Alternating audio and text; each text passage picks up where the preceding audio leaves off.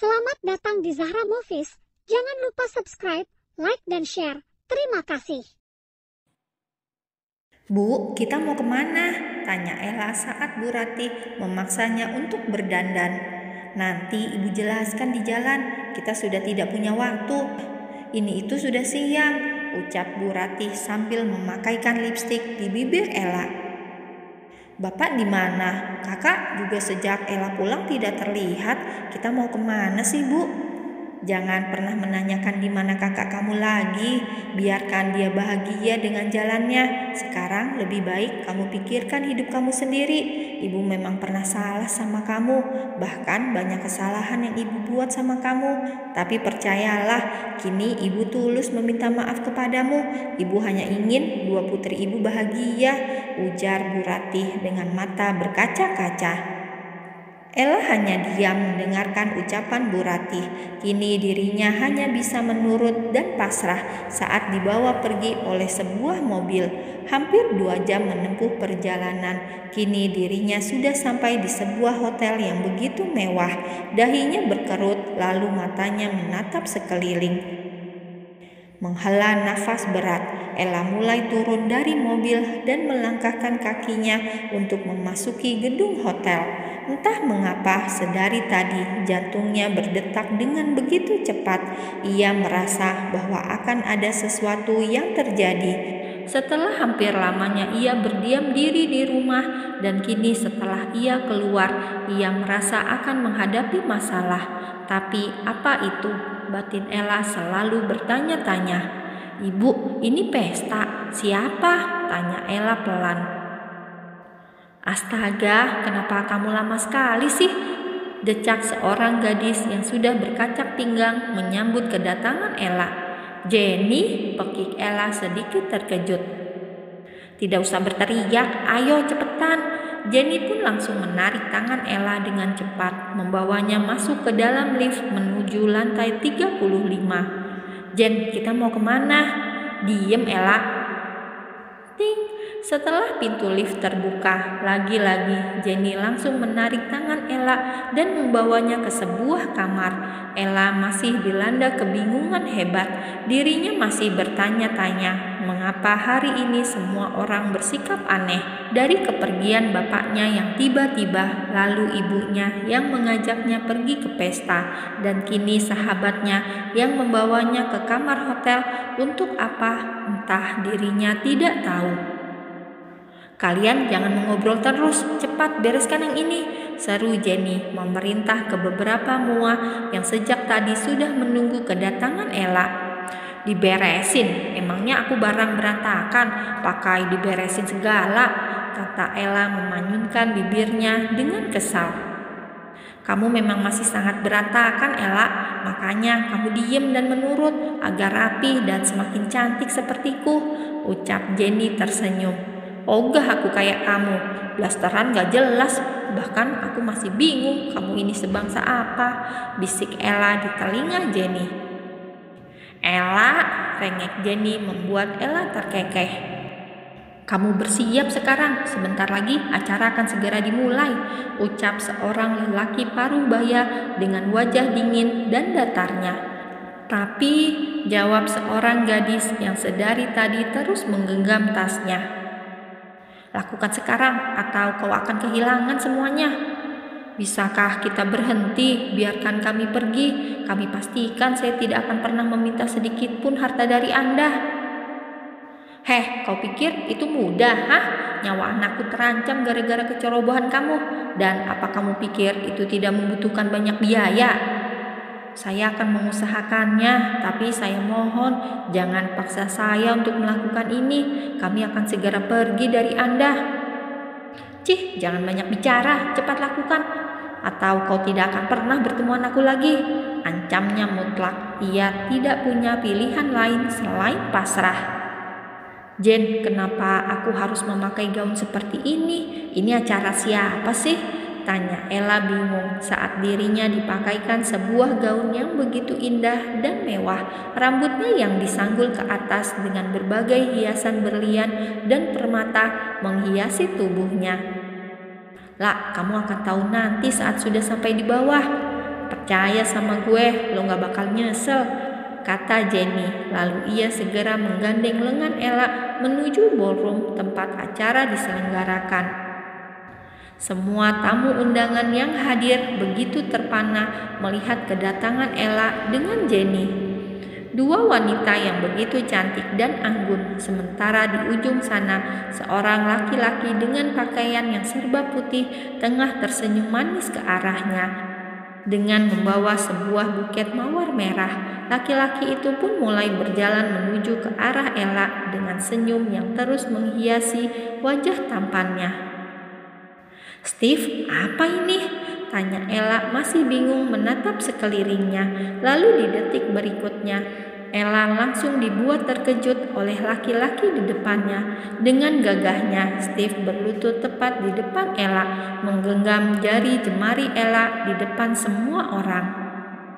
"Daniela, mungkin pertemuan awal kita terasa kurang menyenangkan bagimu, tapi tidak bagiku. Aku sudah mencintaimu sejak lama. Aku selalu mencarimu, menjagamu dari kejauhan, dan aku selalu mengikutimu. Daniela, I love you. Maafkan bila caraku mencintaimu membuatmu sakit dan terluka, tapi aku berjanji akan memperbaiki semuanya, sifatku dan juga sikapku terhadapmu. Daniela, menunggumu itu hal yang sangat menyebalkan bagiku. Begitu lama aku menanti hari ini akan tiba, menanti di mana aku dan kamu akan disatukan dalam ikatan yang jelas dan suci. Aku bukanlah laki-laki baik, namun aku akan selalu berusaha menjadi yang terbaik buat kamu. Daniela, hari ini di depan semua orang, di depan semua kerabat dan juga keluarga, aku ingin mempersuntingmu, aku ingin menikahimu, dan aku ingin membina rumah tangga bersamamu. Daniela, do you want to marry me? Ucap Steve panjang lebar, masih dengan posisi berlutut di depan Ella. Aku harus menjawab apa? Karena jawaban aku sama saja, jawab Ella sedikit cemberut. Aku tidak membutuhkan jawaban darimu, aku hanya butuh kamu selalu di sampingku, ucap Steve tersenyum menyeringai. Lalu ia memberikan buketnya kepada Ella dan beranjak berdiri. Kamu gak ada romantis-romantisnya, padahal aku sudah terharu, tapi tetap saja ujungnya ada pemaksaan, kata Ella menghela nafas berat. Aku tidak peduli, yang jelas sekarang kita akan menikah dan aku akan membawamu ke penghulu sekarang juga. Steve, pekik Ella saat merasakan bahwa tubuhnya melayang. Ya, kini Steve langsung menggendong Ella menuju pelaminan di mana orang tua Ella dan penghulu sudah menunggu di sana. Jangan berteriak sekarang sayang, berteriaklah nanti malam, bisik Steve menyeringai seketika, membuat Ella langsung menatap Steve dengan tajam. Aku gak nyangka kalau kakakku bisa se-so sweet itu, gumam Jasmine terharu melihat keromantisan Steve dan Ella. Mana ada romantis maksa, cibir John yang berada tepat di samping Jasmine. Gak apa-apa, yang penting kakakku udah gentle bawa wanita yang dicintainya ke hadapan Pak Penghulu. Gak kayak laki-laki kanebo kayak kamu, ucap Jasmine. Lalu ia terkekeh melihat wajah John yang langsung memberengut kesal. Apa kamu lelah? Tanya Steve saat melihat wajah Ella sudah mulai gelisah. Aku juga ingin ke toilet, bisik Ella pelan sambil berjinjit. Aku antar. Steve beranjak dari tempat duduknya saat hendak melangkahkan kakinya untuk mengantarkan Ella. Tiba-tiba salah satu rekan bisnisnya datang untuk memberikannya ucapan. Menghela nafasnya berat, akhirnya Steve membiarkan Ella untuk pergi ke toilet seorang diri. Acara pesta, kini gaun yang dikenakan Ella sudah tidak sebesar acara siang tadi, makanya Ella bisa untuk pergi sendiri tanpa bantuan.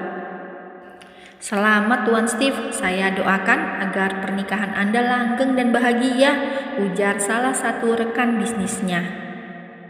Terima kasih Tuan Louis, saya doakan juga semoga Anda segera menyusul, jawab Steve dengan senyum tipisnya. Kini keduanya terlibat beberapa percakapan dan menjurus ke hal bisnis hingga Steve melupakan keberadaan Ella. Hampir 1 jam ia masih terus mengobrol dengan Tuan Louis, hingga tiba-tiba kedatangan Jasmine membuatnya terpaksa menghentikan obrolan mereka. "Kakak, di mana Ella?" tanya Jasmine sambil terus meneliti mencari keberadaan kakak iparnya.